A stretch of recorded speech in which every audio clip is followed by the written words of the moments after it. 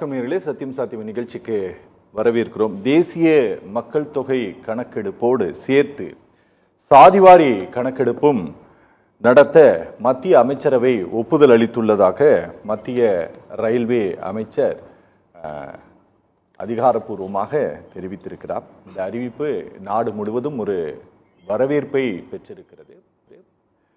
இதற்கு ஒரு கால அளவை நிர்ணயம் செய்ய வேண்டும் என்று காங்கிரஸ் கட்சி வலியுறுத்தி இருக்கிறது.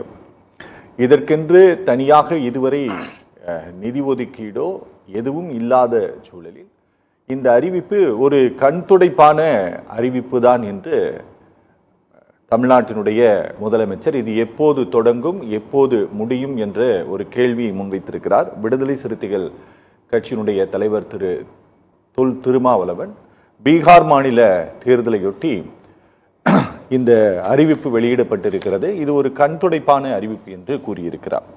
பொதுவாக இந்த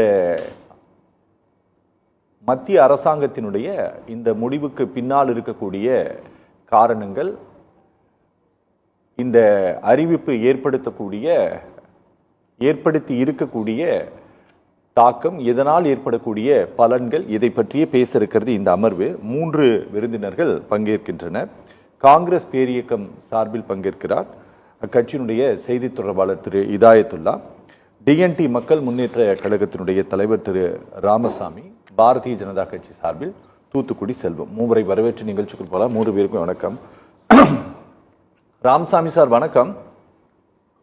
வணக்கம் சார். ராமசாமி சார் வணக்கம். ராமசாமி சார், ஒரு நெடிய போராட்டத்தை நடத்தி கொண்டிருக்கிறீர்கள். உங்களுக்கு நினைவு தெரிந்த நாள்ல இருந்து, நீங்க பொது வாழ்க்கைக்குள்ள வந்ததுல இருந்து இந்த சாதிவாரி கணக்கெடுப்பு நடத்தணும்ட்டு இது இப்போது அகில இந்திய அளவிலேயே நடத்துவதற்கு மத்திய அரசு முன் வந்திருக்கிறது.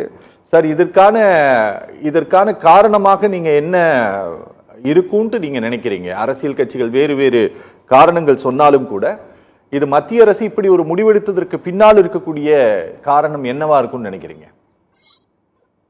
இதுக்கு பின்னாடி என்ன அரசியல் இருந்தாலும் ஓகே, ஒரு மத்திய அரசு ஒரு தெளிவான முடிவுக்கு ஜாதிவாரி கணக்கெடுப்பு எடுக்கிறேன்னு சொன்னதே ஒரு வாழ்த்துக்குரிய செய்தி. சரி, கிட்டத்தட்ட 96 ஆண்டுகள் ஆயிடுச்சு. 94 ஆண்டுகளுக்கு முன்னாடி எடுக்கப்பட்ட ஒரு சர்வே வச்சுதான் இன்னைக்கு வரைக்கும் நம்ம இடஒதுக்கீடு, கல்வி, வேலை வாய்ப்புல இருக்கக்கூடிய அந்த நிர்ணயங்கள் எல்லாம் நம்ம பண்ணிட்டு இருக்கிற இந்த காலகட்டத்துல ஓகே, கடந்த காலத்துல மாநில அரசுகள்லாம் எடுத்த பொழுது அந்தந்த மாநிலத்தில் உள்ள பாஜக மற்றும் மத்திய அரசுகள் ஜாதிவாரி கணக்கெடுப்பு கொள்கை முடிவு இல்லைன்னு சொல்லி பிராமண பத்திரம் தாக்கல் பண்ண கட்டத்துல இன்னைக்கு மத்திய அரசு அறிவிச்சிருக்கிறது ஒரு வரவேற்புக்குரிய ஒரு விஷயம். ஓகே, மத்தவங்க கேக்குற மாதிரி நமக்கும் அந்த ஐயப்பாடு உண்டு. எப்ப எடுக்க போறீங்க, எப்ப முடிக்க போறீங்க, வெறும் அறிவிப்பாவே இது இருந்துருமா அப்படிங்கிற ஒரு பயம் இருக்கு. ஏன்னா ஏற்கனவே ரோகிணி ஆணைன்னு ஒண்ணு போட்டு இந்த பிசியில தேசிய பிற்படுத்தப்பட்ட ஆணையத்தின் மூலம் உருவாக்கப்பட்ட அந்த ஆணையத்துக்கு இது வரைக்கும் 12 முறை அதை நீட்டிப்பு பண்ணியிருக்காங்க. ஓகே, இந்த அப்படிங்கிறப்ப இதுவும் அதே கண்ணோட்டத்துல எது அடுத்து வரக்கூடிய மாநில அரசினுடைய அந்த மக்களை கவர்றதுக்கு ஒரு கவர்ச்சி அறிவிப்பா அப்படிங்கிற பார்வையும் இருக்கு. ஓகே, இருந்தாலும் கொள்கை முடிவு நாங்க எடுக்க மாட்டோம்னு சொல்லிட்டு இருந்த அரசுகள் இப்ப இது மக்களை நம்பிக்கை பெறணும்னா நாம ஜாதிவாரி கணக்கெடுப்பு எடுக்கணுங்கிற ஒரு முடிவுக்கு வந்திருக்கிறது வரவேற்கக்கூடிய விஷயம். ஓகே, ஜாதிவாரி கணக்கெடுப்பு அப்படிங்கிறது பொதுவெளியில மக்கள் பார்வை அது ஒரு ஏதோ ஜாதியை தண்ணி ஊத்தி வளர்க்குறோம் அப்படிங்கறதெல்லாம் ஒண்ணு இல்ல. ஓகே, எந்த ஜாதிக்கும் முக்கியத்துவம் அடித்தட்டு, அதாவது மேல் கீழுங்கிற அந்த வரிசைய கண்டுபிடிக்கிறதுக்கான விஷயம் கிடையாது. ஓகே, சமூக இழிநிலையை ஒரு ஜாதி ஒரு மக்கள் எப்படி அதை பெற்றிருக்காங்க அப்படிங்கிறதுக்கான கண்டுபிடிப்பு தான் அந்த இது. ஓகே, ஒரு ஜாதி இருக்குன்னா மற்ற சமூகம் இந்த சாதியை எப்படி பாக்குது அப்படிங்கறத முதல் பார்வை, சமூக பார்வை. சரி, அதன் அடிப்படையில எடுக்கப்படுற அந்த சென்சஸ் அடிப்படையில தான் மத்திய அரசினுடைய நிதி பகிர்மானம், தொகுதி வரையறை, அடித்தட்டில் கீழே உள்ளாட்சி அமைப்புகள் வரைக்கும் தொகுதி பங்கீடு வரைக்கும் அதுதான் சென்சஸா நம்ம அந்த புள்ளி விவரத்தை தான் நம்ம எடுத்துக்கிறோம். ஓகே, இங்க ஜாதிவாரி கணக்கெடுப்பு அப்படிங்கிறது ம் அதன் மூலம் கிடைக்கக்கூடிய இடஒதுக்கீடும் அந்த வேலை வாய்ப்பும் ம் மக்களுக்கு கிடைக்கும் சலுகை அல்ல. ஓகே. அது நம்மளுடைய பங்கு, ம் வகுப்பு உரிமை. ம் ஒரு சாதிக்கான உரிமை கிடையாது. அது ஒரு பல சமூகத்தின் ஒரே பேசுங்க. ஒத்த மதிப்புள்ள ஆ சாதிகளை ஒரு குரூப்பா வச்சு ம் அந்த சமூகத்தினுடைய பேக்வர்ட்னஸை கண்டுபிடிச்சு அவங்கள மேம்படுத்துறதுக்காக கொடுக்கப்பட்ட உரிமை சட்டமே ஒழிய இடஒதுக்கீடுன்னு ஒண்ணு கொடுத்துட்டாலே இல்ல இந்த ஜாதியை பத்தி பேசினாலே அது வந்து தவறான விஷயங்கிற பார்வையை மக்கள் முதல்ல மாத்திக்கணும். Okay okay. அப்படி அல்ல.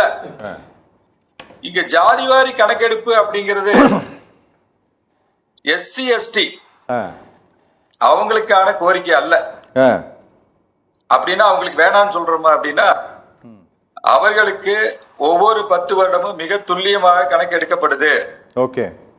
அதுக்கு தகுந்த போல் அவர்களுடைய இடஒதுக்கீடு வரையறுக்கப்படுது. ஓகே. அவர்களுடைய இடஒதுக்கீடானது directly proportional to the population. Okay. ஆனால் ஓபிசிக்கு தான் இங்க கிளைமே. ஓகே. பிற்படுத்தப்பட்டோர்னா சட்டம் வந்து எஸ்சி எஸ்டி பிற்படுத்த எல்லாம் சேர்ந்தவங்க தான் பிற்படுத்தப்பட்டோர். ஓகே. நாம வந்து அந்த பார்வையை பலருக்கு இன்னும் புரியுதில்ல. பிற்படுத்தப்பட்டோர்னா வேற, எஸ்சி எஸ்டிங்கிறது வேறங்கிற மாதிரி பார்வை கிடையாது. ஓகே. 3 பேருமே ஒண்ணுதான், சட்டத்தின் முன்னால அப்படித்தான் சொல்லுது. ஓகே. அப்படி இருக்கிற சட்டம் எஸ்சி எஸ்டிக்கு மட்டும் ஒவ்வொரு 10 வருஷத்துக்கு மட்டும் எடுத்துக்கிட்டு ஓபிசிக்கு எடுக்கும் போது அது எங்களுடைய கொள்கை முடிவல்ல அப்படின்னு சொல்றது சட்டத்துக்கு புறம்பான விஷயங்கிறது இருக்கிற அரசியலமைப்புகளும் இருக்கிற தலைவர்கள் இங்க இருக்கிற அதிகாரிகள் மக்கள் எல்லாரும் புரிஞ்சுக்கணும். ஓகே. அதை இப்படி புரிஞ்சுக்கிட்டு அவங்க இந்த கணக்கெடுப்பு சொல்றாங்களா இல்ல அரசியல் நெருக்கடிக்காக சொல்றாங்களா அப்படிங்கறதெல்லாம் இன்னும் அதனுடைய புரிஞ்சுக்க முடியல. எனக்கு அந்த மக்களுடைய புரிதலுக்காக இந்த கணக்கெடுப்பு நடக்கிற மாதிரி எனக்கு தெரியல. ஓகே. மாநிலத்திலும் சரி மத்தியிலும் சரி தமிழகத்தில் இருக்கக்கூடிய 69% இடஒதுக்கீடும் மத்தியில் இருக்கக்கூடிய 50% இடஒதுக்கீடும் ஓகே அந்தந்த காலகட்டத்துக்கு ஏற்ப அரசியல் சூழ்நிலையினால் உருவாக்கப்பட்டதே ஒழிய இந்த மக்களுக்கு தேவையான விஷயத்தை நம்ம வரையறுக்கணுங்கிறதுக்காக எடுக்கப்பட்டது அல்ல. ஓகே. இது மண்டல் கமிஷன் மட்டும் கொஞ்சம் எக்ஸெப்ஷன்ல வச்சுக்கலாம். ஓகே. நீங்க தமிழ்நாட்டில இருந்து 30ல இருந்து 50 மாறினதுக்கும் 50 68 மாறினதுக்கும் 68 69 மாறினதுக்கும் எந்த புள்ளி விவரமும் கிடையாது. ஓகே. அன்னைக்கு அரசியல தோத்துட்டு, அதாவது 80ல 30ல இருந்து 50 முதலமைச்சர் அவர்கள் அன்னைக்கு இருந்த பிசிஏ மாத்திர தமிழ்நாட்டுல. ஓகே. எதனால மாத்தினாரு? 79ல அவர் 6 ஜீவோ போடுறாரு.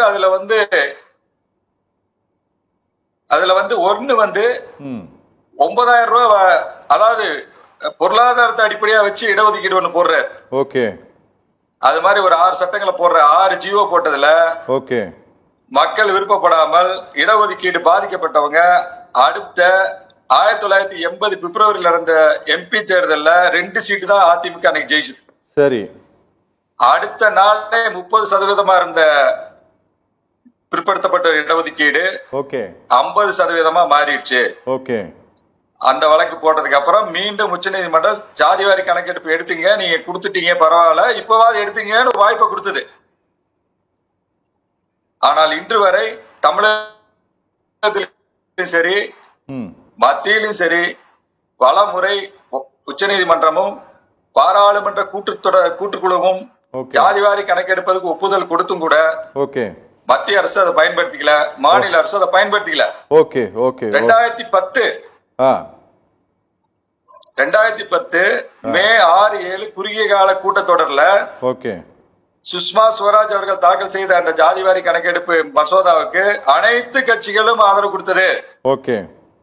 ஆனால் அப்ப இருந்த உள்துறை அமைச்சர் சிதம்பரம் அவர்கள் கேஸ் சர்வே, கேஸ் சென்சஸ் பல்ல தனியார் இதுல கேஸ் சர்வே எடுத்து பெரிய குளறுபடினால இந்த ஜாதிவாரி கணக்கெடுப்பு மேல மக்களுக்கு நம்பிக்கையே இல்லாம அரசியல் இருக்கிற தலைவர்களுக்கு எல்லாம் இது தப்பாதான் வருங்கிற ஒரு முடிவுக்கு வந்து இன்ன வரைக்கும் அதை கிடப்புல போட்டிருக்காங்க. Okay sir. Okay okay okay okay sir, வணக்கம். தூத்துக்குடி செல்வம் சார், வணக்கம். வணக்கம் சார், மத்திய அரசை முடக்கக்கூடிய முயற்சியாக சரியா எதிர்க்கட்சிகள் சாதி அடிப்படையில் இந்த சமூகத்தை, மக்களை பிளவுபடுத்த முயற்சிக்கிறார்கள். இதை இந்த நாட்டு மக்கள் புரிந்து கொள்ள வேண்டும், சாதிவாரி கணக்கெடுப்பு நடத்தணும்னு சொல்லிட்டு பிரதமர் பேசியது அப்படின்னா 2024 நவம்பர்ல. அப்போதெல்லாம் ராகுல் காந்தி இந்த ஜாதிவாரி கணக்கெடுப்பு நடத்தணும் அப்படின்னு சொல்லி அவர்கள் பேசி கொண்டிருந்த போது பிரதமருடைய ஸ்பீச் இதுவாகத்தான் இருந்தது. ஆனா இப்போ நீங்க திடீரென்று இதை எடுப்பதற்கு முன் வந்ததுக்கு பீகாருடைய தேர்தல் தான் காரணம்னு சொல்றாங்கல்ல. உங்களோட ஸ்டாண்ட் மாறி இருக்கு. அதுக்கு இந்த பீகாருடைய தேர்தல் ஒரு பெரிய காரணம் அப்படின்னு சொல்றாங்க. ஏதாவது பதில் சொல்ல விரும்புறீங்களா? சத்தியம் தொலைக்காட்சி நிறுவனத்திற்கு, நெறியாளர் மரியாதைக்குரிய அண்ணன் அரவிந்தாக்ஷன் அவர்களுக்கு, என்னுடைய சக பங்கேற்பாளர்களுக்கு, தொழில்நுட்ப கலைஞர்களுக்கு என்னுடைய பணிவான மாலை வணக்கம். இது என்னன்னு கேட்டீங்கன்னா, ஜாதிவாரி கணக்கெடுப்பு, மக்கள் தொகை கணக்கெடுப்பு இரண்டையும் வேறுபடுத்தி தான் பார்க்கணும். வேறுபடுத்தும் போது இது எனக்கு முன்னாலே பேசிய மரியாதைக்குரிய ராமசாமி அவர்கள் சொன்னது மாதிரி இது ஏறக்குறைய 94 ஆண்டுகளுக்கு முன்னால் 1881 இருந்து 1931 வரை உள்ள காலங்களில் ஆங்கில அரசு இருந்த காலங்கள்ல, வெள்ளை அரசு இருந்த காலங்கள்ல நடந்த ஜாதிய வாரி கணக்கெடுப்பை தவிர அதுக்கு பிறகு எதுவுமே நடக்கல. இன்னும் சொல்ல போனீங்கன்னா 1948 மக்கள் தொகை கணக்கெடுப்பு சட்டம் கொண்டு வந்த பிறகும் கூட 1951 பிறகு ஒவ்வொரு 10 ஆண்டுகளும் மக்கள் தொகை கணக்கெடுப்பு நடத்தணும்னு சொன்னாங்களே தவிர ஜாதிவாரி கணக்கெடுப்புங்கிறத யாருமே செய்யல. ஒண்ணு, அது குறிப்பா நீங்க காங்கிரஸ் கட்சி குறிப்பிட்டு சொன்னதுனால ஏறக்குறைய ஒரு 65 ஆண்டு காலத்திற்கு மேலாக இந்த நாட்டில் ஆட்சி அதிகாரத்தில் இருந்த காங்கிரஸ் இயக்கம் ஜாதிவாரி கணக்கெடுப்பையும் இன்னைக்கு பெருசா பேசக்கூடிய காங்கிரஸ் இயக்கம் கூட அதை செய்யல. சரி, 1961 அந்த state allowed to carry on caste சர்வேன்னு சொல்லி ஒண்ணு சொன்னாங்க. அதையும் கூட மாநில அரசுகள் செய்யல. அதுக்கு பிறகு அது சுப்ரீம் கோர்ட்ல சேலஞ்ச் ஆச்சு. அது கோர்ட்ல வந்துருச்சு. கோர்ட் உச்ச நீதிமன்றமாகட்டும், உயர் நீதிமன்றமாகட்டும் எல்லா விஷயங்கள்லயும் ரெவியூ பண்ணக்கூடிய அதிகாரம் பெற்ற அமைப்புகள் அது ஒரு பக்கத்துல இருக்கு. இதுக்கு பிறகு கூட நீங்க அதுக்கு பிறகு வந்தீங்கன்னா 2011 socio economic caste census, social economic and caste information அப்படிங்கிறது தான் எடுத்தாங்க. அதனால இதுக்கு பிறகு ஏதோ பாரதிய ஜனதா கட்சியை மட்டுமே மையப்படுத்தி அல்லது பாரதிய ஜனதா கட்சியினுடைய செயல்பாடுகளுக்கு ஒரு நல்ல செயல்பாடு, நீங்க எல்லா எதிர்கட்சிகளுடைய கோரிக்கைகள் எல்லாம் மதித்து அனைத்து எதிர்கட்சிகளுடைய, மாநில கட்சிகளுடைய, மாநில அரசுகளுடைய கோரிக்கைகளை மதித்து இந்த அரசு ஜாதிவாரி கணக்கெடுப்பு, மக்கள் தொகை கணக்கெடுப்பு நடத்துறதுக்கு முன்வந்ததை மரியாதைக்குரிய அண்ணன் ராமசாமி அவர்கள் பாராட்டியதை போலவாவது முதலமைச்சரும் மரியாதைக்குரிய அண்ணன் திருமாவளவன் போன்றவர்கள், காங்கிரஸ் கட்சியை சார்ந்தவர்கள் எல்லாம் பாராட்டணும். அதெல்லாம் பாராட்டக்கூடிய மனசு இவங்களுக்கு இல்லை. இதுக்கு ஒரு உள்நோக்கு கற்பிக்கிறது. அதாவது தேர்தல் ஒரு 5 ஆண்டு, அதுக்குதான் நாங்க அண்ணே உங்களை முழுமையா நான் பேச அனுமதிக்கிறேன். அதாவது நீங்க எதிர்கட்சிகள், மாநில அரசாங்கங்களுடைய கோரிக்கைகள், அப்புறம் பார்லிமெண்ட்ல கேள்வி கேட்டாங்க, பார்லிமெண்ட்ல ரெக்வெஸ்ட் வச்சாங்க. இதை ஏற்றுக்கொண்டு இந்த அரசு இப்படி ஒரு டிசைட் பண்ணியிருக்கு அப்படின்ட்டு நீங்க சொல்றீங்க அப்படின்னா, இது எல்லாம் இந்த மக்களை பிளவுபடுத்த எடுக்கப்பட்ட முயற்சி, சதி, மக்கள் எச்சரிக்கையா இருக்கணும் அப்படின்னு பேசனதும் நீங்க தானே. அதான் நான் என்ன சொல்றேன், அதை நீங்க ஒரு கோரிக்கையாகவே நீங்கள் கருதவில்லை ஐயா. அதை நீங்கள் இந்த நாட்டு மக்களை பிளவுபடுத்த இந்தியா கூட்டணி கட்சிகள் அது சதி செய்கிறது, மக்களை சாதி ரீதியாக பிரிக்க சதி பண்றாங்க, தயவு செஞ்சு நீங்க புரிஞ்சுக்கங்கன்ட்டு மக்கள் கிட்ட பிளீஸ் பண்ணார் இந்த நாட்டினுடைய பிரதமர். நான் இன்னும் கூட என்ன சொல்றேன்னு கேட்டீங்கன்னா, சரி, நேற்றைய தட்பவெப்ப நிலை இன்றைக்கு இல்லை, இன்றைய தட்பவெப்ப நிலையே நாளையும் இருக்குமா என்பதற்கு உத்தரவாதம் இல்லை. அதனால நேற்று இருந்த மனநிலை, உங்களுக்கு இருந்த மனநிலை இன்றைக்கு இருக்கிறது, இன்றைக்கு இருக்கிற மனநிலை நாளையும் இருக்கும் என்பதற்கெல்லாம் உத்தரவாதம் இல்லை. கால ஓட்டத்தில் தேவைகளுக்கு ஏற்ப முடிவுகளை அரசாங்கம் முடிவுகளை மாற்றி அமைப்பது, வியூகங்களை மாற்றி அமைப்பது, சட்டங்களை மாற்றுவதற்கான அதிகாரம் பெற்ற அமைப்பு அரசு. மரியாதைக்குரிய அண்ணன் ராமசாமி அவர்கள் குறிப்பிட்டதே சொல்ற ஓபிசி மக்களுக்கான தேவைகள், அதாவது SC/ST மக்களும் ஒவ்வொரு 10 ஆண்டுகளுக்கு ஒரு முறை அவர்களுக்கான பலன்கள் முறைப்படுத்தப்படுகிற பொழுது இதர பிற்பட்ட மக்களுக்கு அந்த வாய்ப்பு சரியா கிடைக்கலங்கிறத நாம இந்த அரசு, மத்திய அரசு உணர்ந்து சரி செய்யணும். எல்லோருக்கும் எல்லாம், அனைவருக்கும் சமமான ஈக்குவல் ப்ரொபோர்ஷனேட் இருக்கணும் அப்படிங்கிற அந்த எண்ணத்துல இந்த அரசு செய்ய வந்திருக்குங்கிறத நீங்களும் மரியாதைக்குரிய அண்ணன் நெறியாளர் உள்ளிட்ட அனைவரும் பாராட்டுங்க. ஏன்னு கேட்டா இதுக்கு ஏதாவது ஒரு உள்நோக்கத்தை கற்பித்து இதை நீங்கள் திசை மாற்றம் செய்ய வேண்டாம். ஏன்னு கேட்டா இப்ப உங்களுக்கு பேசுறதுக்கு வாய்ப்பு இல்லை. ஜாதிவாரி கணக்கெடுப்பை நடத்துங்கள், ஜாதிவாரி கணக்கெடுப்பு நடத்துங்கள் கோஷம் போட்டுக்கிட்டு இருந்த நீங்க இப்ப இத குறை சொல்றதுக்கு, மத்திய அரசை குறை சொல்லுவதற்கான வாய்ப்பு அல்லது குறை சொல்லுவதற்கான அந்த வாய்ப்பு மறுக்கப்பட்டிருக்கிறது. அந்த கதவு அடைக்கப்பட்டு விட்ட காரணத்தால் நீங்க இனிமேல் என்ன எதை வச்சு அரசியல் பண்ண அப்படிங்கறது நீங்க இப்ப எங்களை குறை சொல்றீங்க. சார் இங்க பாருங்க, நீங்க கடந்த கவர்மெண்ட் இருந்த போது, கடந்த ஆட்சி இருந்த போது நீங்க 35% இடஒதுக்கீடு அப்படிங்கிற ஒன்றை நீங்க பிரதிநிதித்துவம் படுத்தப்படும் அப்படிங்கறத நீங்க சொன்னீங்க. சரியா? எங்க சொன்னீங்க? நீங்க பார்லிமெண்ட்லயே சொன்னீங்க. நீங்க எதையோ நீங்க கொண்டு வந்தீங்க பில்ல, அவசர அவசரமாக 1008 பில்ல நீங்க கொண்டு வந்தீங்க. வக்பு பில்லெல்லாம் அவ்வளவு அவசர அவசரமாக கொண்டு வரப்பட்டது. அதுக்கு காரணமாக சொல்லப்பட்டு அது பேசப்பட்டதெல்லாம் பார்லிமெண்ட்ல எதுன்னா நம்ம திருச்சிக்கு பக்கத்துல இருக்கக்கூடிய ஒரு கிராமத்தை மையமாக காட்டியெல்லாம் கொண்டு வந்தீங்க. ஆனா நீங்க இல்ல ஆனா நீங்க சொன்னதை நீங்க செய்யல. இன்னைக்கு என்ன இன்னைக்கு நீங்க எல்லாரும் சொல்றது என்னன்னா, நீங்க எல்லாரும் கேட்டுட்டு இருக்கிறீங்கல்ல, அதனால நாங்க இதை ஒண்ணு பண்றோம்னு சொல்லிடுறோம், அவ்வளவுதான், இனி பேசாதீங்க அப்படிங்கிற மாதிரி இதை நீங்க இப்ப நீங்க சொல்றதுதானே. இனி நீங்க யாரும் பேச முடியாது இல்ல, உங்களை பேச விடாம பண்ணிட்டோங்கிறீங்க. ஆனா நீங்க பேச விடாம செய்தது உங்களுடைய சாமர்த்தியம், உங்களுடைய சாதுரியம். ஆனா இது நீங்க சதின்னு இல்ல நீங்க சொல்லிட்டு இருந்தீங்க இவ்வளவு நாள். நான் ஒரே ஒரு விஷயம் சொல்லட்டுமா? இத நான் என்ன சொல்றேன்னா, இன்றைக்கு செய்ததை உங்களுக்கு பாராட்டுற பெருந்தன்மையே கிடையாது. நீங்க எல்லாவற்றையும் அரசியலாக பார்க்கும் போது நாங்க கால ஓட்டத்தில் உங்களுடைய உள்நோக்கங்களை எல்லாம் புரிந்து கொண்டு நீங்கள் மக்களை பிளவுபடுத்தி விடக் கூடாது என்பதற்காக அதாவது நாங்கள் முறையாக அந்த பிற்பட்ட மக்களுக்கு, ஓபிசி மக்களுக்கு, இதர பிற்பட்ட மக்களுக்கான உரிமையை தொடர்ந்து நாம மறுக்க முடியாது. அது சரி பண்ணணும். அதுல ஏதாவது குறைபாடுகள் இருந்தால் சரி செய்ய வேண்டும் என்று மத்திய அரசு இன்றைக்கு கேபினெட் கமிட்டி அப்ரூவ் பண்ணிருக்கு. கேபினெட் கமிட்டி அப்ரூவ் பண்ணத மத்திய அமைச்சர் அஸ்வின் வைஷ்ணவ் சொல்லியிருக்காங்க. ரயில்வே அமைச்சர் அஸ்வின் வைஷ்ணவ் பிரஸ்ல சொல்லியிருக்காங்க.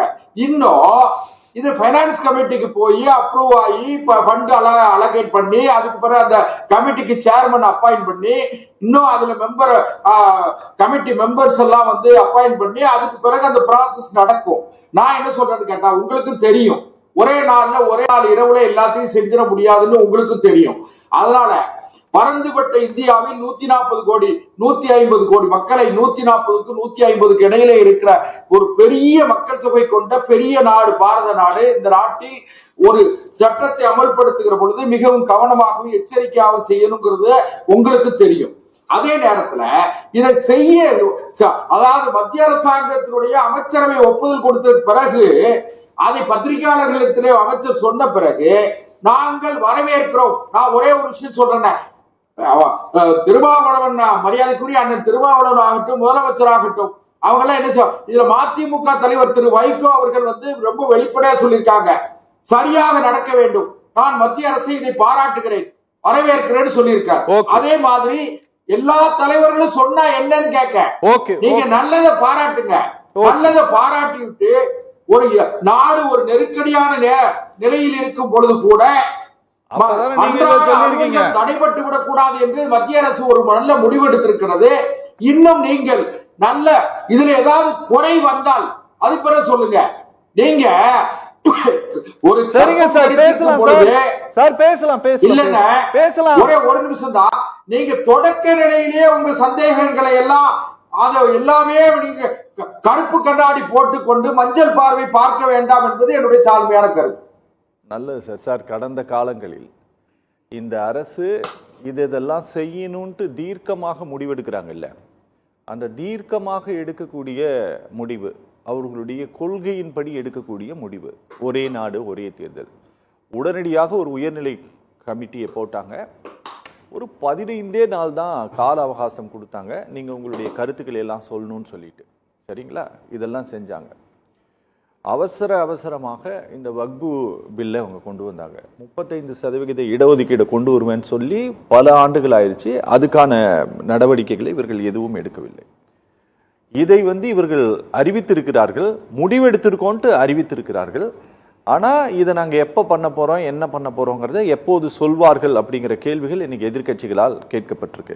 ஆனா இந்த அறிவிப்பை சொல்லும் போது மரியாதைக்குரிய மத்திய அமைச்சர் திரு அஸ்வினி வைஷ்ணவ் அவர் சொன்னது என்ன அப்படின்னா, காங்கிரஸ் சாதிவாரி கணக்கெடுப்பு நடத்தல, சாதிவாரி ஆய்வைத்தான் அவர்கள் நடத்தினாங்க.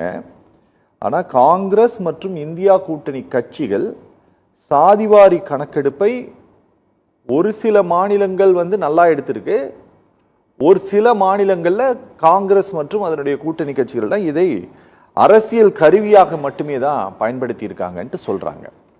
இன்னைக்கு இவர்களுடைய இந்த அறிவிப்புக்கு பின்னாலும் ஏதேனும் ஒரு அரசியல் இருக்கா சார்? அவர் இந்த சார்ஜ் வச்சிருக்கிறதுனால கேட்கிறேன். முதல்ல காங்கிரஸ் தலைவர் ராகுல் காந்தி எந்த உள்நோக்கமும் இல்லாம வரவேற்றிருக்காரு. ஓகே. எதை? ஏன்னா இதுக்கு தாயும் தந்தையுமாயிருப்பவர், அம்மையும் அப்பனாக இருப்பவர் திரு ராகுல் காந்தி தான்.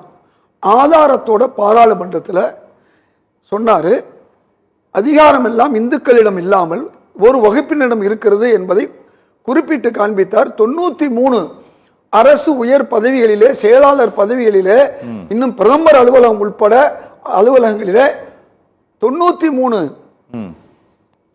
செயலாளர்கள்ல 3 பேர் தான் உண்மையான இந்து என்று சொல்லக்கூடிய தாழ்த்தப்பட்டவர்கள் ஓபிசி இருக்கா. மீதி 90 பேரு அவர்கள் உயர் வகுப்பை சார்ந்தவர்கள், உச்ச வகுப்பை சார்ந்தவர்கள் சொல்லி விளக்கம் கொடுத்துட்டு இந்த சாதிவாரி கணக்கெடுப்பு அவசியம் வேண்டும்னு சொன்னார். சில மக்கள் புரியறதுக்காண்டி சொல்றேன், இந்த சாதிவாரி கணக்கெடுப்பது சாதியை ஒழிப்பதற்கு ஒரு வழிதான். ஏன்னா எல்லா சாதிக்கும் எல்லாம் கிடைச்சிருச்சுன்னா இந்த சாதிங்கிறதுக்கு வேலை இல்லாம போயிடும். இது இருக்கட்டும். இப்ப ராகுல் காந்தி அவர்கள் இதை இவ்வளவு தூரம் அழுத்தம் கொடுத்து சொல்லும் போதெல்லாம், ஏறத்தாழ 7-8 வருஷமா சொல்லும் பொழுதெல்லாம் இதை செய்யாமல் நீங்களே சொன்ன மாதிரி மக்களை பிளவுபடுத்துவது, ஜாதிகளாக உருவாக்கி இந்து மதத்துக்கு எதிராக நடப்பது என்றெல்லாம் இந்து போர்வையில ஒழியக்கூடியவர்கள் சொல்லிக் கொண்டு வந்தார்கள். இது பரவாயில்ல, விடுங்க. 27 விழுக்காடு திரு விபி சிங் அவர்கள் கொடுக்க நினைக்கும் பொழுது அதை எதிர்த்தவர்கள், போராட்டம் பண்ணியவர்கள், அதற்கு எதிராக திசை மாற்றுவதற்கு நம்முடைய ரத யாத்திரையை நடத்தியவர்கள் எல்லாமே இதே பாஜக ஆர்எஸ்எஸ் காரர்கள் தான். மிகப்பெரிய கொழுந்து விட்டு இருந்த தீ போன்று பலர் மாணவர்கள் அன்னைக்கு செத்தார்கள். இதற்கு காரணம் யாருன்னு சொன்னா இது இவங்க தான். ரைட், விடுவோம்.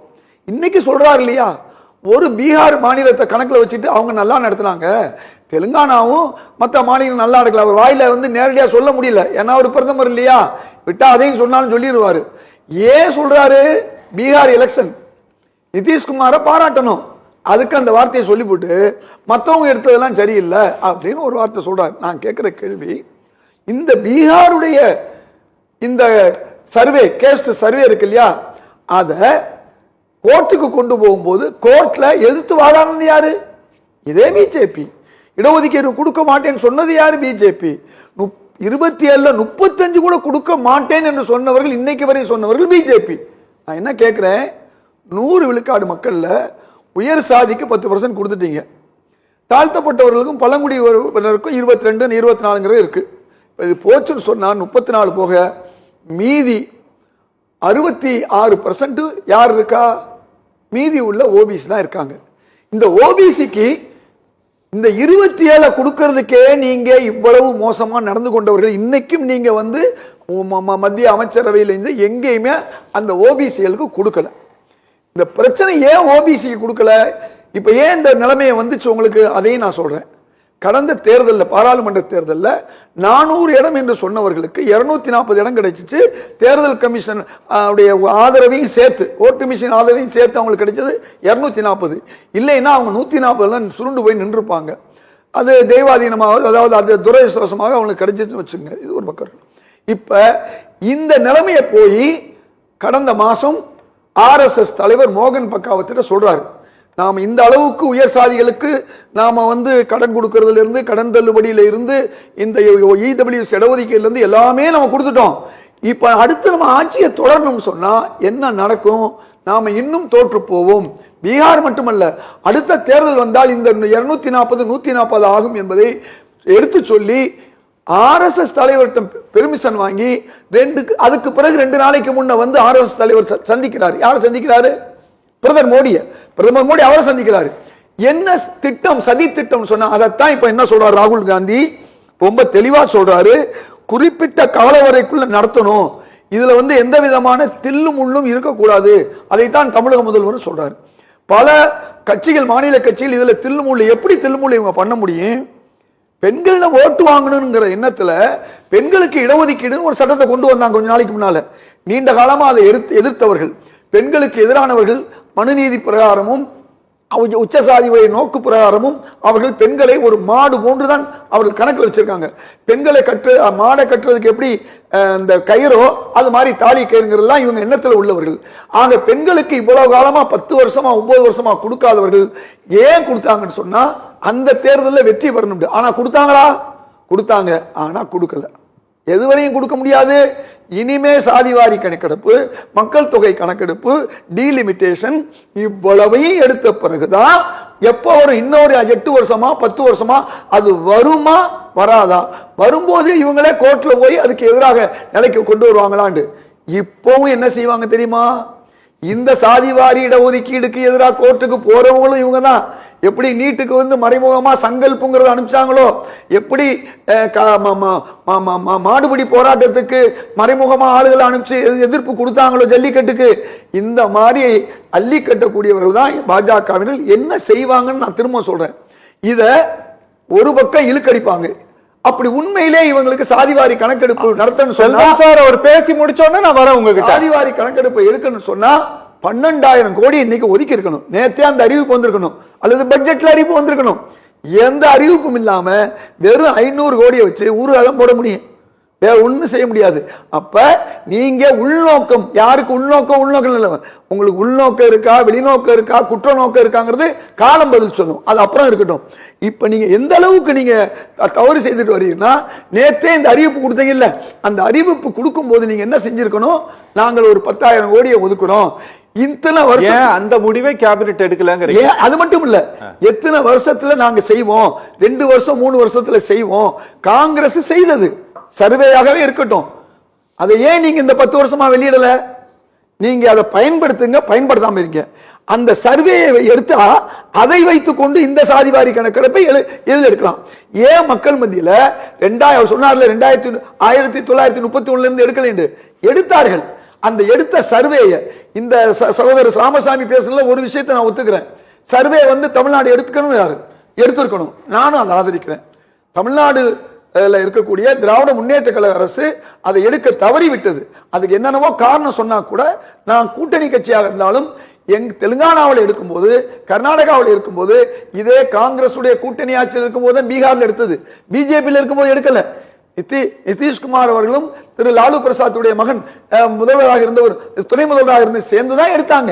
அதைத்தான் இவங்க எதிர்கொடுத்தாங்க. இப்ப நான் சொல்லக்கூடிய ரொம்ப தெளிவான விஷயம், இந்த சர்வேய 2011 நாங்க எடுத்ததை 10ல சொல்லி 11ல எடுத்து 13ல தயாரா இருந்ததை நாங்க வெளியிடல. ரைட், நீங்க குறை சொல்லலாம். 2014 ஆட்சிக்கு வந்தது யாரு? யாரு வெளியிட்டு இருக்கணும்? அன்னைக்கு என்ன சொன்னீங்க? வெளியிடாதேன்னு சொன்னதும் பாஜக தான். நீங்க வெளியிட்டீங்கன்னா கொந்தளிப்பு ஏற்படும் சொன்னது பாஜக. சரி, 2014 உள்ளபடியே நீங்க ஓபிசி மக்கள் மேல, இந்துக்கள், உண்மையான இந்துக்கள் மேல உங்களுக்கு அனுதாபம் இருந்திருந்தா என்ன செஞ்சிருப்பீங்க? கொண்டு வந்திருப்பீங்க. நீங்க 10 வருஷம் 11 வருஷமா இந்துக்களுக்காக எந்த சட்டமும் நல்ல சட்டமும் நீங்க கொண்டு வரல. யாருக்கு கொண்டு வந்தீங்க? முஸ்லீம் விரோத சட்டத்தை முஸ்லீமுக்கு ஆதரவா கொண்டு வரணும். இந்த 9-10 வருஷமா என்ன கொண்டு வந்தீங்க? முத்தலாக்கு, சிஏஏ, அப்புறம் வக்ஃப், பொது சிவில், இப்படி நீங்க கொண்டு வந்ததெல்லாம் முஸ்லிம்களுக்கு தான் நல்லது செஞ்சிருக்காங்க. முஸ்லீமுக்கு நல்லது செய்யறதாக சொல்லி முஸ்லீம் விரோதமா செஞ்சாங்க. அதனாலதான் முஸ்லீம் 99 பேர் எதிர்த்தாங்க. நான் என்ன கேக்குறேன், இந்த அடிப்படையில பார்க்கும்போது இவர்கள் இதை செய்வார்களா? இதுல என்ன உள்நோக்கம் இருக்கு? பீகார் தேர்தல் மட்டும் இருக்கா? அடுத்தடுத்து தேர்தல் வருமா? கால அளவை நீங்க சொல்லுங்கன்னு நாங்க கேட்கிறோம். ஓகே சார், ஓகே பேசலாம். ஒரு சின்ன பிரேக் அப்புறமே பேசலாம். நேரலே ஒரு சிறிய இடைவேளைக்கு பின் சத்தியம் சாத்தியமே தொடரும். We are very glad that we admitted her here because my daughter, though she is not very high studious girl, we wanted her to be an all-round development and it has worked out well. எங்களுடைய support என்னைக்கும் உங்களுக்கு உண்டு. அது எங்க குழந்தைங்க. நாங்க எப்பவுமே bring your children அப்படின்லாம் எந்த மெசேஜுமே நாங்க போடுறதில்ல. நாங்க அவர் அப்படிங்கிற வேர்டு தான் யூஸ் பண்ணுவோம். அப்படி இருக்கிறதுக்கு தான் நாங்க ஆசைப்படுறோம். Olive Tree Group of Schools, CBSE. Admission open for 2025 to 26 for pre-K to grade 6 and grade 11. To enroll, contact 755-00112.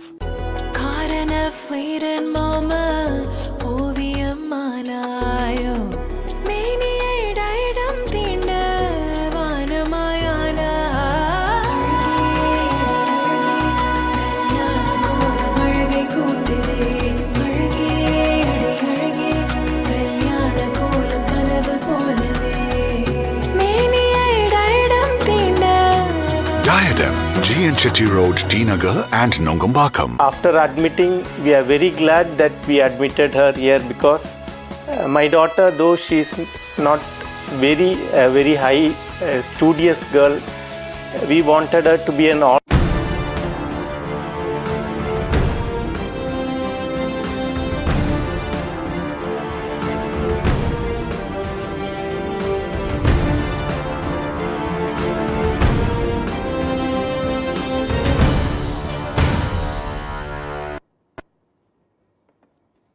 சத்தியம் சாத்தியமே தொடர்கிறது. நம்மோடு நேயர் ஒருவர் இணைப்பில் இருக்கிறார். வணக்கம் சுப்பிரமணி. வணக்கம்ங்க. சவுண்ட் தொலைக்காட்சி ரொம்ப வணக்கம் சார். வணக்கம் சொல்லுங்க. நான் திருப்பதியில இருந்து பேசுறேன். ஓ, திருப்பதியில இருந்து பேசுறீங்களா? ஆமாங்க. சரி, சொல்லுங்க. நல்லது. இந்த பிஜேபி கவர்மெண்ட் பீகார் எலெக்ஷன் கோசரம் இந்த நாடகம் நடத்துது. ஹலோ, கேக்குது. பீகார் எலெக்ஷன் கோசரம் ஓட்டு வாங்கறதுக்கு பிஜேபி கவர்மெண்ட் நாடகம் நடத்துது. அப்படியா? இந்த தூத்துக்குடி செல்வம் வந்து ஒரு பொய்ய எப்ப பேசுறாலும் ஏகப்பட்ட பொய். ஒண்ணு கூட நெஞ்சல இருந்தால் லாயர் வேறாமா, லாயர் சுத்தமா பொய். சும்மா பீகார் எலெக்ஷனுக்கு நாடகம் நடத்துறான்னு அவங்க எல்லாம் ஜாதி வாரி கணக்கு எடுக்க மாட்டானோ? அப்படியா? கேரண்டா எடுக்க மாட்டாங்க. சரி, இன்னும் 2 வருஷம் தான் நாடே குட்டிச்சவர் ஆக்கிடுவாங்க பிஜேபிக்காரு. பிஜேபியா? சரி, பிஜேபிக்காரு நாட்டை குட்டிச்சவர் ஆக்கிடுவாங்க. ஐயா, உங்களுக்கு என்ன வயசு? சந்திரபாபு நாயுடு அவங்களோட சேர்ந்து இருக்கிறோம். ஐயா, உங்களுக்கு என்ன வயசு? எனக்கு ஒரு 72 ஆகுது. 72 ஆகுதா? ஆமாங்க. பரவாயில்ல, நிகழ்ச்சி பார்த்துட்டு அங்க இருந்து கால் பண்ணி பேசுறீங்களே. நான் டெய்லி பாக்குறேன் உங்க நிகழ்ச்சி. அப்படியா? டெய்லி பாக்குறேன். நான் தமிழ்காரன் தான். வேலூர் மாவட்டம் இங்க திருப்பதியில செட்டில் ஆயிட்டா. சரி. உங்க தமிழ்காரர் தான் நான். சரி, நல்லதுங்க, நல்லது. உங்க அழைப்புக்கு நன்றி. ரொம்ப நன்றிங்க. ரொம்ப நன்றி. செல்வம் சார். நல்லதுங்க. நன்றி. நல்லது. செல்வமனே, நீங்க அவர் பேசும்போது நீங்க கேட்டுக்கிட்டே இருந்தீங்க. என்ன நீங்க சொல்ல விரும்புறீங்க? ஏதோ கை காட்டிட்டே அதாவது அவருக்கு அந்த மரியாதைக்குரிய சுப்பிரமணிய அவர்களுக்கு ஒரு பார்வை இருந்தா அது அவங்களுடைய உரிமை. நான் அதை பற்றி நான் சொல்லல. சரி. அதே நேரத்துல மரியாதைக்குரிய அண்ணன் இதயத்துல வந்து சொன்னாங்க 2011 எடுக்கப்பட்ட மக்கள் தொகை கணக்கெடுப்ப 2013 வரைக்கும் 14 வரையுமே அவங்க வெளியிடல. அது காங்கிரஸ் கட்சி செஞ்ச மிகப்பெரிய தவறு. அதை அவர்கள் சாமர்த்தியமாக ஒப்புக்கொள்வதாக நினைத்து அதை வந்து அப்படி லாவகமா அவருடைய அண்ணன் இதயத்துல அவர்களுக்கு உள்ள பேச்சு சாமர்த்தியத்துல அதை மடைமாற்றி கொண்டு போயிட்டாரு. நான் என்ன சொல்றேன்னு கேட்டா, இன்னொரு கருத்து என்னன்னு கேட்டா, 1980 மக்கள் திலகம் எம்ஜிஆர் அவர்கள் பொருளாதார அடிப்படையில இடஒதுக்கீடு சொல்லி கொண்டு வந்தாங்க. அண்ணே என்னோட நினைவு சரி அப்படின்னா அநேகமா 2013 நடுவுலயோ அல்லது இறுதியிலயோ தான் அது வெளியானதுன்னு நினைக்கிறேன். இல்ல ஆகல. இல்ல அந்த ஆய்வறிக்கை வெளியாகல, சென்சஸ் டேட்டாவே அப்பதான் வெளியானதுன்னு நினைக்கிறேன். இல்ல 2011 டிசம்பர் நினைக்கிறேன். இல்ல 10ல தான் சொல்லி 11-12 எடுத்தாங்க. 2 வருஷத்துல நாங்க எடுத்தோம், நீங்க 2 வருஷத்துக்குள்ள எடுப்பீங்களான்னு தான் எங்க கேள்வி. இல்ல 13ல நீங்க வெளியிடலங்கறத சொல்லுங்க. உங்க ஆட்சி இருக்கிற வரைக்கும் வெளியிடல, அதை ஒத்துக்கிடுங்க. சரி ரைட், சொல்லுங்க 10 வருஷமா ஏன் இப்ப நீங்க வெளியிடல? சார் கொஞ்சம் பேச அனுமதிங்க சார், கொஞ்சம் அனுமதிங்க சார் ப்ளீஸ்.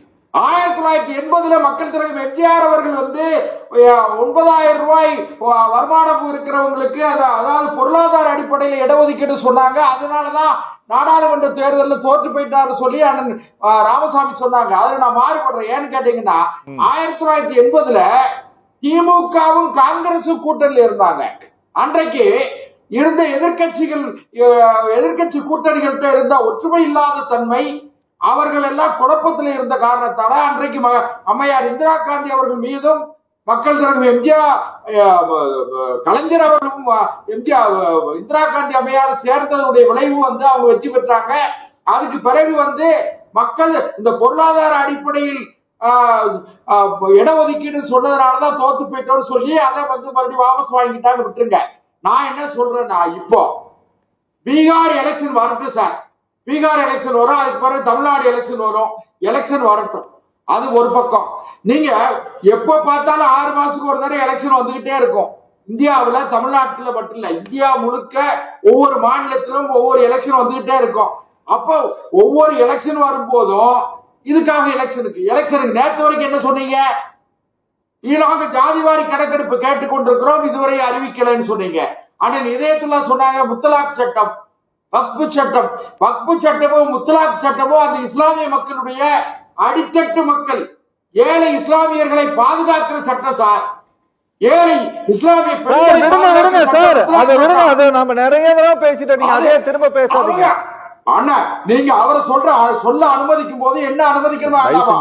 அதனால முத்தலாக் சட்டம், ஏழை இஸ்லாமிய பெண்களை பாதுகாக்கிற சட்டம், வக்பு சட்டம் இஸ்லாமிய சொத்துக்களை பாதுகாத்து இஸ்லாமிய மக்களுடைய நன்மைக்காக கொண்டு வரப்பட்ட சட்டம். அதனால அதை விட்டுருவோம். இப்போ இந்த நேற்றைக்கு மத்திய அமைச்சரவை கூடி ஜாதிவாரி கணக்கெடுப்பு நடத்துவதற்கு தீர்மானம் நிறைவேற்றி இருக்கிறது. ஒப்புதல் கொடுத்திருக்காங்க, அப்ரூவல் கொடுத்திருக்காங்க. அது விரைவில் இது பைனான்ஸ் கமிட்டிக்கு போகணும். சேர்மன் அந்த கமிட்டியோட சேர்மன் மெம்பர் அப்பாயின்மெண்ட் பண்ணணும். அதுக்கு பிறகு முறையான நடவடிக்கைகளை மத்திய அரசாங்கம் பாரத பிரதமர் நரேந்திர மோடி அவர்கள் எடுப்பார்கள். அதனால நீங்க அது எதிர்கட்சிகள் இப்ப என்னன்னு கேட்டா, அவங்களுக்கு வெறுவாயை மெல்லுவதற்கு அவள் கிடைப்பதை போல ஏதாவது ஒண்ணு கிடைச்சிக்கிட்டு இருக்கோம். இப்ப அதையும் அடைச்சாச்சு. அதனால இவங்களுக்கு என்னன்னு கேட்டா, தேர்தல் வந்தா என்ன பேசுறது, பீகார் தேர்தல்ல என்ன பேசுறது, தமிழ்நாடு தேர்தல் வந்தா தமிழ்நாட்டுல நாம என்ன பேசுறது, ஒண்ணுமே வழி இல்லையே. எத்தனை முறைதான் இல்லாத பொல்லாதெல்லாம் சொல்ல முடியும்?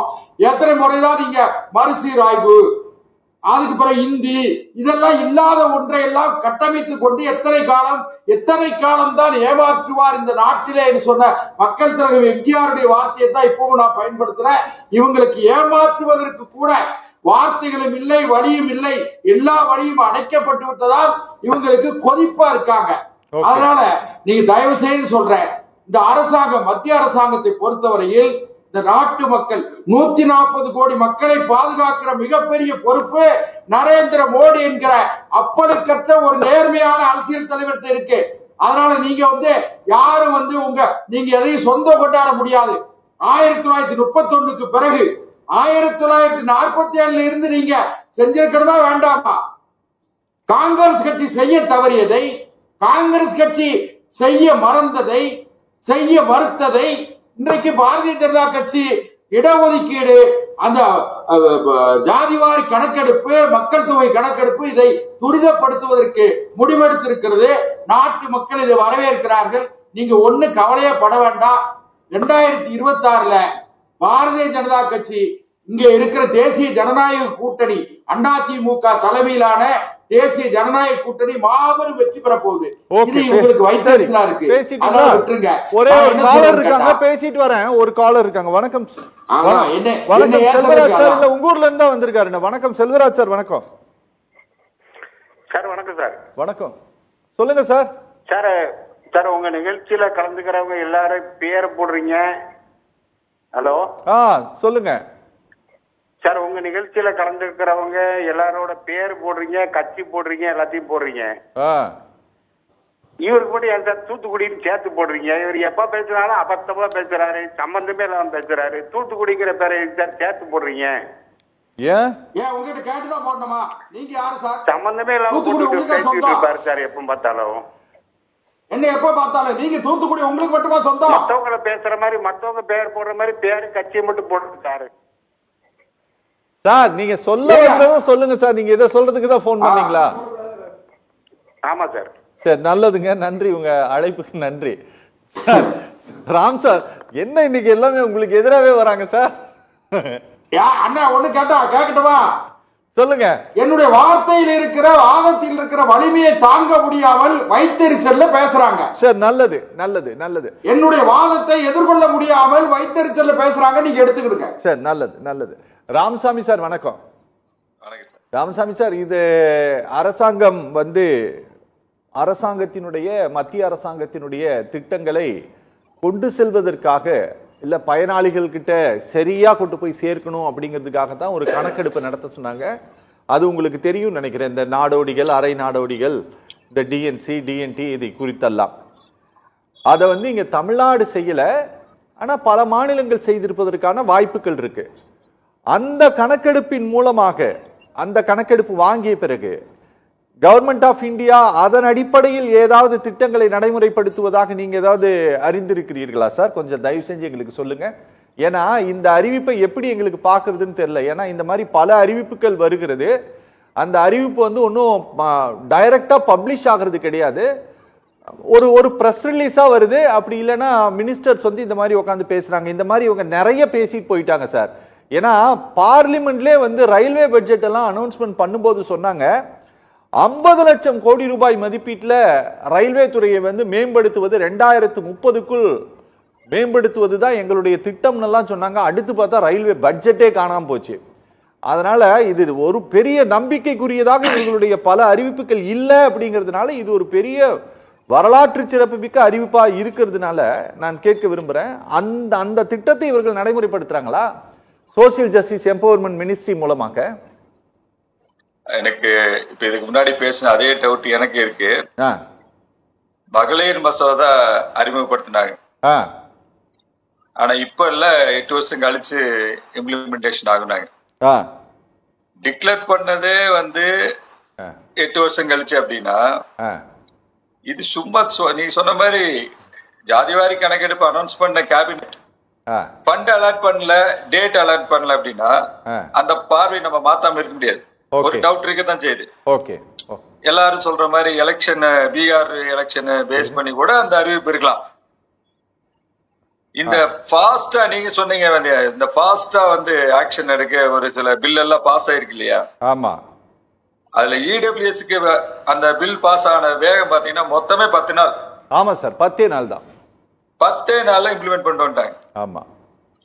இப்ப மறுபடியும் இதெல்லாம் வச்சு பார்த்து நவம்பர் வரைக்கும் மோடி சொன்னது பிளவுபடுத்துறீங்கன்னு சொன்னவரு இன்னைக்கு இப்படி அனௌன்ஸ் பண்ணிக்கிறாங்க அப்படின்னா அரசியல் நோக்கி இருக்குமோ அப்படிங்கிற ஐயப்பாடு உண்டு. ஓகே. ஆனால் கொள்கை ரீதியாக நாங்க தலையிட மாட்டோம்னு சொன்னவங்க வாயில வந்திருக்குன்னு சொல்றதுதான் ஒரு பெரிய பாராட்டுக்குரிய விஷயம். ஓகே. இன்னும் இருக்கிற அச்சப்பாடு என்ன, இதை ஒழுங்கா எடுப்பாங்களா? நம்ம சோசியோ எக்கனாமிக் சர்வே நம்ம 2012, நீங்க 11-12 2012ல உள்துறை அமைச்சகம் நம்ம காங்கிரஸ் பேர்ல எடுத்த பொழுது மொத்த ஜாதி இன்னைக்கு அவங்க கொடுத்த ரிப்போர்ட் 46,73,034. 46,73,034. ரொம்ப துல்லியமா நான் சொல்றேன். அங்க இருக்கிற ஆர்டிஐல வாங்கின ரிப்போர்ட். ஓகே. ஆக்சுவலா மானிட ஆந்த்ரோபாலஜி டிபார்ட்மெண்ட்ல கொடுத்த ஜாதி எண்ணிக்கை 4635. இதையே இன்னும் மகாராஷ்டிரால என்ன பண்ணாங்க, அவங்க ஸ்டேட்ல மட்டும் 4,28,677 ஜாதி இருக்குன்னு பதிவு பண்ணாங்க. 4,28,677 ஹைகோர்ட்ல அபிடவிட் ஃபைல் பண்ணிருக்காங்க. ஓகே.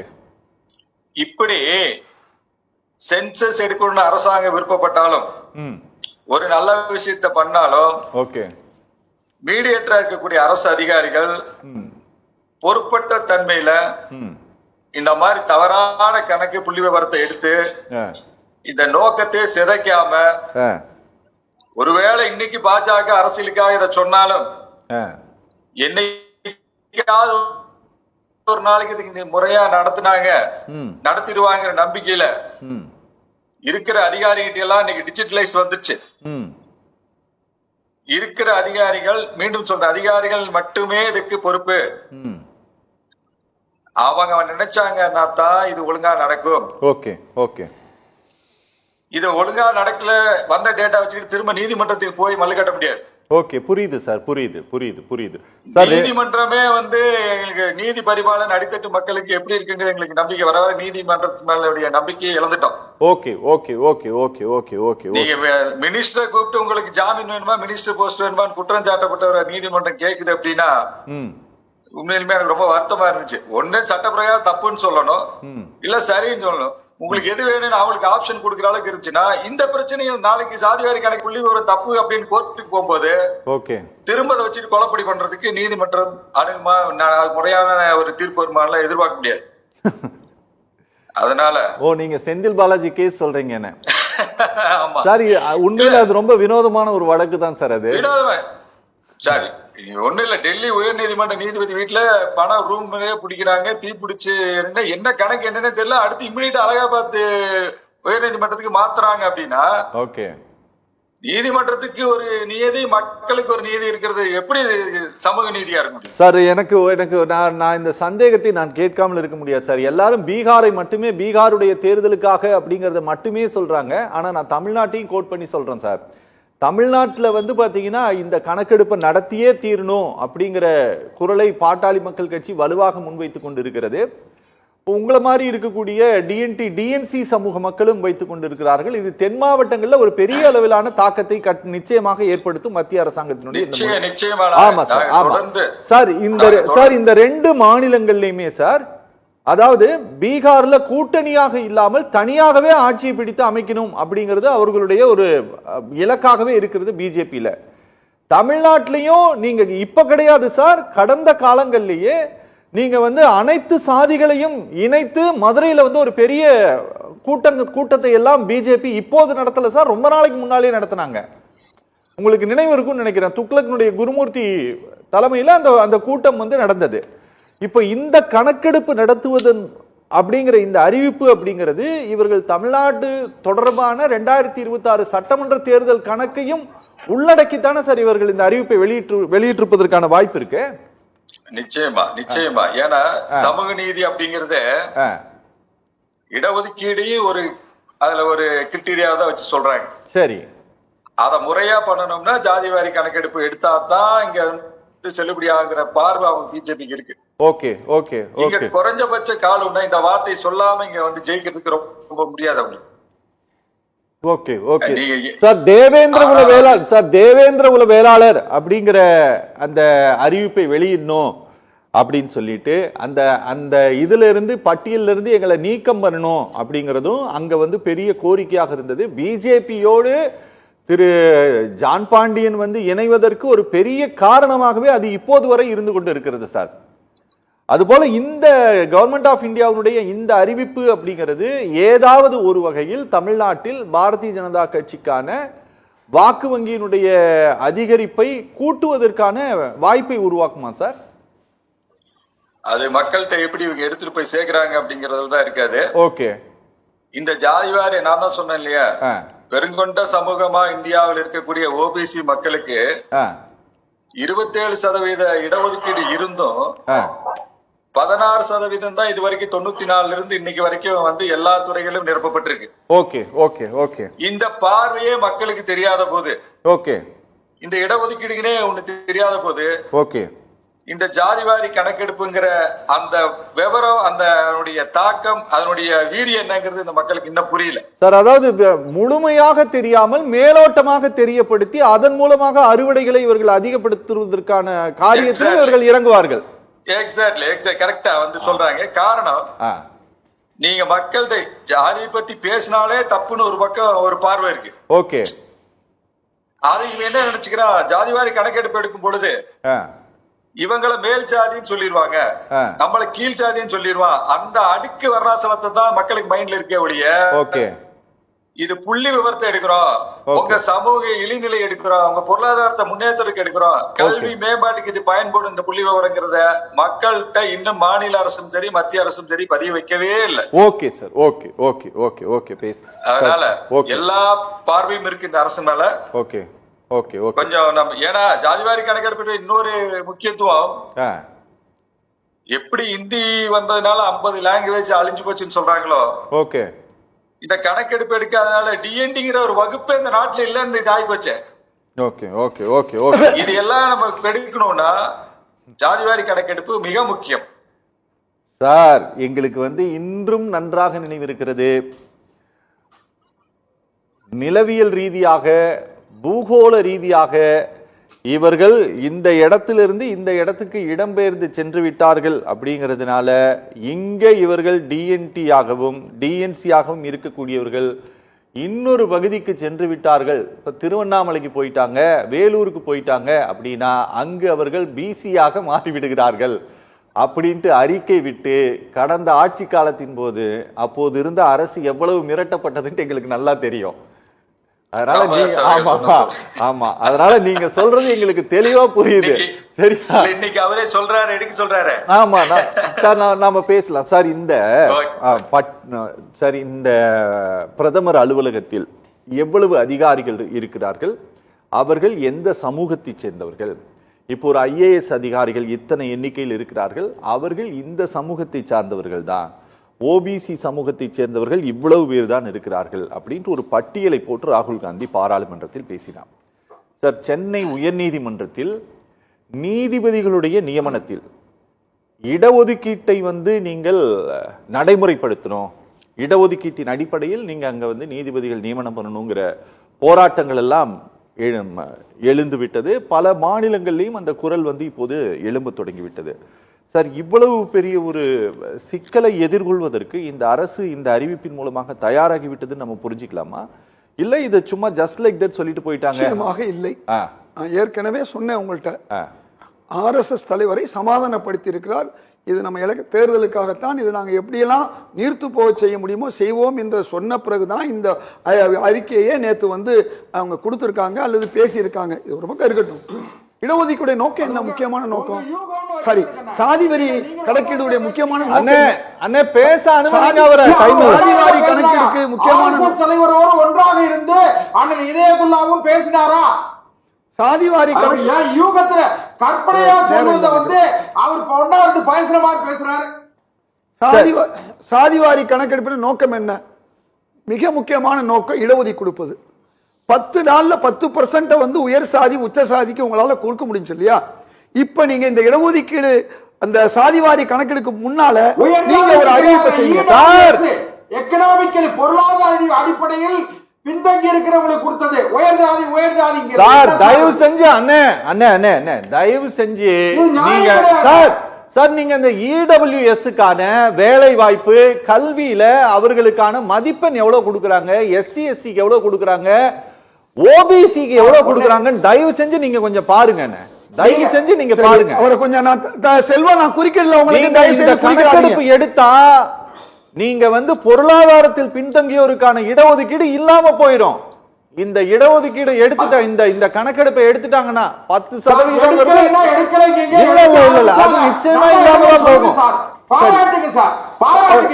அவரை கொஞ்சம் நிறுத்த சொல்லுங்க. செல்வம் தூத்துக்குடி செல்வம் அவங்க பேரே தூத்துக்குடின்னு எடுக்க சொல்றாங்க. அந்த அளவுக்கு நீங்க பொய் சொல்றீங்க. அனாரி தயவு செய்து பொறுமையா இருங்க சார். சார் நீங்க பேசும்போது ஏதாவது குறுக்கிட்டனா பொறுமையா இருங்க. நான் சொல்றது உங்களுக்கு சேர்த்தான் சொல்றேன். இப்ப என்னன்னு சொன்னா நான் என்ன கேட்கிறேன், பிரதமர் என்ன சொல்றாரு, நாங்க இந்த இடஒதுக்கீடு எடுக்கிறதே எதுக்குன்னு சொன்னா அவரே சொல்றாரு 10% இடஒதுக்கீட்டை அறிமுகப்படுத்தியது போன்று நாடு மற்றும் சமூகத்தின் நலனுக்காக எடுக்கிறோம்னு சொல்றாரு இல்லையா. என்ன செய்யலாம்னு சொல்றேன்.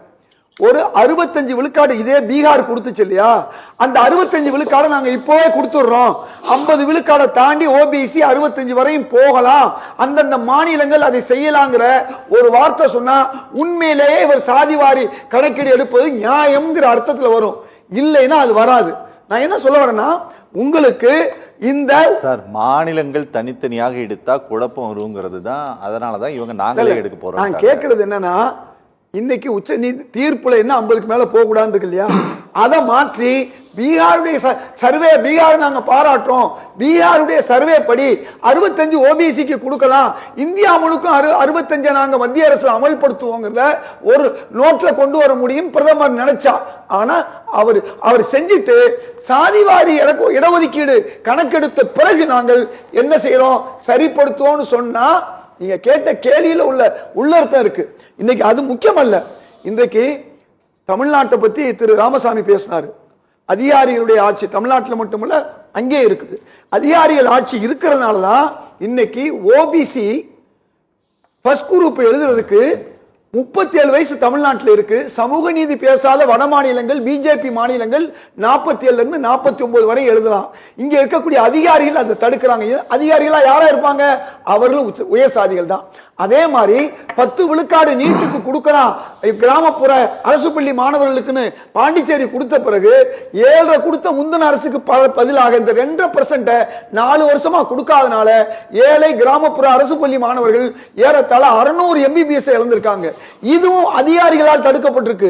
கலைஞர் மட்டும் இன்னைக்கு இருந்திருந்தா நிச்சயமாக அதை சொல்லி இருப்பார், அதை செய்திருப்பார். ஏன் சர்வே கூட அவர் எடுத்திருப்பார். நான் இந்த முதல்வரை குறை சொல்லல. காரணம் முதல்வர் தெளிவா சொல்றாரு, முக்கியமான வினாக்களுக்கு விடை இல்லை. இந்த இடஒதுக்கீடு இந்த சாதிவாரி சர்வே என்பது அல்லது சென்செக்ஸ் என்பதுல ஏதோ உள்நோக்கம் இருக்குன்னு முதல்வர் சொல்றதை நான் ஏத்துக்கிறேன். ஆனா முதல்வர் என்ன செய்யணும்? இங்க இருக்கக்கூடிய இப்ப ஒண்ணும் இல்ல, நான் இடஒதுக்கீடு 3.5 விழுக்காடு என் பேரை சொல்லி கலைஞர் கொடுத்தாரு. எதை வச்சு கொடுத்தாரு? ஜனார்த்தனன் கமிஷனை போட்டாரு. இவர்களுக்கு எப்படி கொடுத்தாரு? நம்முடைய ஆதி தமிழர்களுக்கு கொடுத்தாரு இல்லையா, ஒரு 3%. எப்படி கொடுத்தாரு? நீதிபதி ஜனார்த்தனம் கமிஷனை போட்டு கொடுத்தாரு. அதே மாதிரி இன்னைக்கு என்ன செய்யலாம்?